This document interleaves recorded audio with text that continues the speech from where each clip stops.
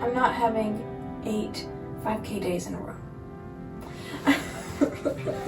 Oh my god, guys, I'm getting the best book today. Don't procrastinate like me. I don't know why I'm getting a little emotional right now. It's weighing on me.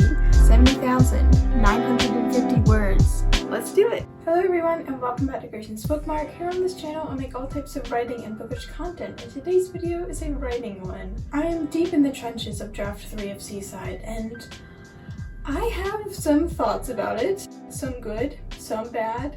This video is an update as to how my draft is going, problems I currently have, and where I hope to end up. There's a lot to talk about. So if you're new here, let me explain quickly what Seaside is. It is a YA LGBT+ romance book I've been working on since summer of 2020. It is in its third draft and I began that in the beginning of March. Today is March 23rd and I'm currently 28 chapters or 48,000 words through the project. And while this sounds like a big number, I am nervous because I have not yet written the midpoint of my project. So, I mean, have I added too much? Maybe. But also, I made some changes to the structure of my book. Like, I'm definitely over the halfway point in terms of word count, but I'm not over the halfway point in plot. And that is... that's not... it just feels bad. Like, it feels like I've written too much. The good news is I am about to write the midpoint. The midpoint events span 3 chapters, so by the end of that third chapter, the midpoint will have been crossed.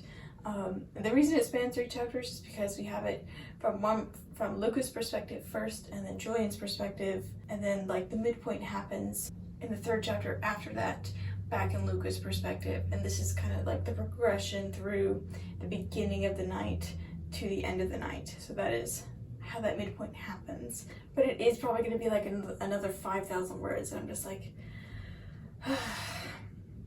you know what?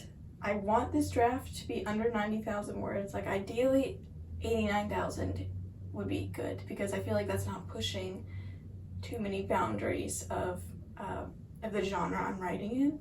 But if I feel like it's gonna end up being longer, which makes me nervous, but there is something I have done to the second half of my plot. There's an imbalance now. Previously it was, I'm not sure, it was probably something like 27 versus 28 chapters on both sides of the plot, separated by the midpoint. So now it is 28 in the beginning and 23 after the midpoint. So I hope that will give me breathing room to linger on events after the midpoint and in the second half of the book. But I also don't want it to be too long. The good news is that I think I have cut chapters that didn't mean anything in the second half of the book. The bad news is that the second half of the book is shorter now.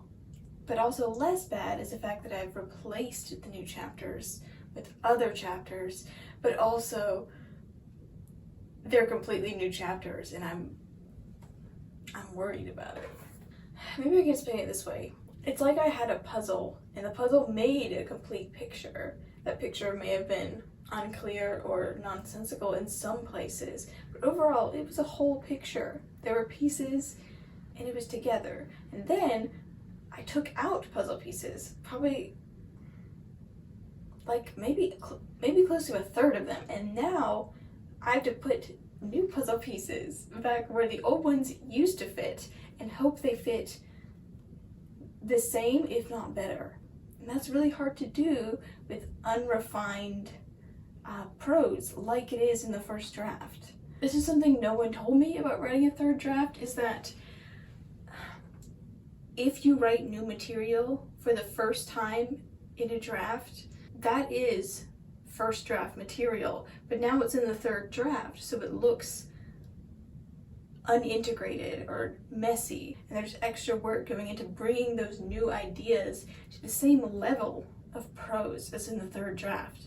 And so, like, in general, I haven't written much new content in the first half of the book, but I was coming to the realization, really with the help of my beta readers, is that there were chapters in the second half of the book that didn't do much but were nice to read, and I want scenes that are both nice to read and do much.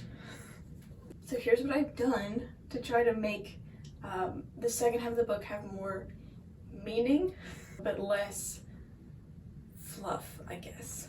So what I did, and I know this is small, but I don't necessarily want you to read this. Here's what I've done. Here's my new plan, you know, just simple, right? Just keeping it minimalistic, keeping it basic, you know, easy. So I started this outline like a handful of chapters before the midpoint. And so the midpoint's here. These first 2 lines are all chapters that happen before the midpoint, although this is not the beginning. But then I've got 3 rows of chapters after the midpoint. So the pink is what chapters used to be. The black notes are new chapters. And what I've noticed is that I was, like, for example, I decided to add a decision chapter for Julian that like highlights his character growth, but that is taking the place of like another scene that happened before. And without that scene, now I have to like consider the consequences of that. It was just all very messy. For example, there was a chapter about track tryouts, and there was a chapter where like almost the full cast of characters is like making pottery together, and like those are really great chapters, but also they didn't do much narratively. So what I've done is like I've taken the purposes of those scenes and reimagined them. But the consequences of this is that I have 8 new chapters to write. I have 8 chapters that are going to be entering the narrative as first draft material, but I also need to make into third draft material so I can give the third draft to someone else again. And I am nervous about rewriting some of these chapters because I have no scene to go from, no like basis of like, okay, this is how the scene used to be, and now I just gotta like fix it a little. Like, no, it's 8 new scenes. And I guess I also feel like nervous about if you think of the ship problem, if you replace one piece of wood on a ship, it's still the same ship. But if you replace every single piece of wood, is it still the same ship? And it's arguably not.